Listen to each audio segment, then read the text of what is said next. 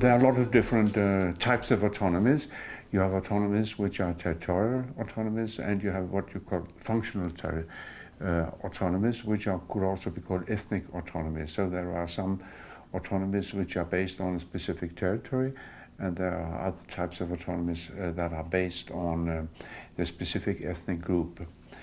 And besides that, you have types of autonomies which exist independent of the states, and you have autonomies which exist parallel with the state structure, and then you have still other types of autonomies which are part of the state structure. So this is something it's important to learn from. What can you do? Learn from these different types of authorities, because in some circumstances you can use one type, which is impossible in other conditions, and so on. So that's an important discussion. Well, the Permanent Forum has in different capacities discussed autonomy or self-government and self-determination for years. And we can take up the issue in the form of trying to have put pressure on governments. We can have specific meetings focusing on autonomy, or urge indigenous peoples to discuss these issues. We have no force to implement autonomy anywhere, but the important thing is continue to try government to take up the issue, two, to have indigenous peoples consider what type of autonomy is it that they really want, what is realistic in their specific conditions, and how can they do it. What is the process if you want to establish autonomy? If you have some indigenous peoples, like for example the Inuit of Nunavut in Canada, they negotiated autonomy for 20 years, and so they really tried to make sure that they did not enter into any agreement with the Canadian state before they had agreed among themselves what they could accept and what they could not accept. Then you have other people like the Sami in Norway, who went fairly quickly into establishing a type of functional autonomy with the state of Norway. But okay, we can take up the issue and discuss it, and make sure that the different types of autonomies are being known to states and to indigenous peoples.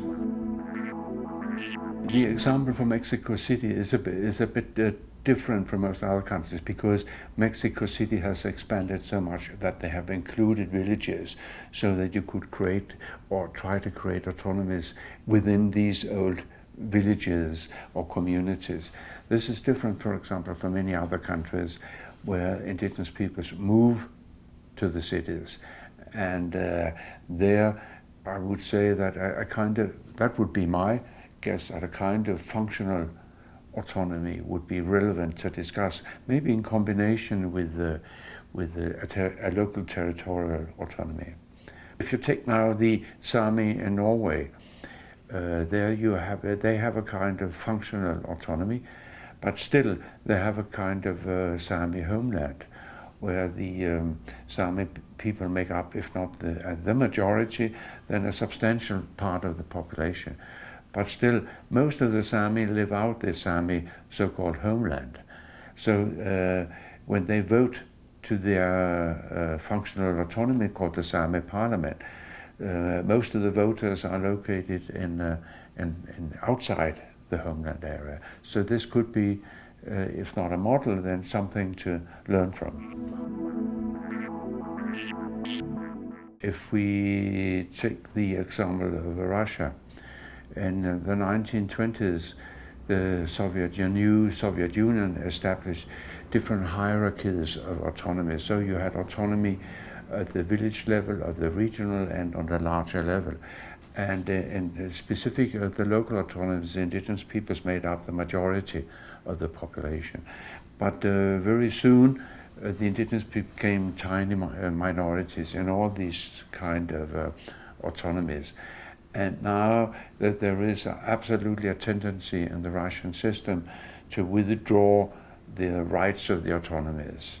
So in that respect, it's very difficult for the indigenous peoples to keep up the autonomies.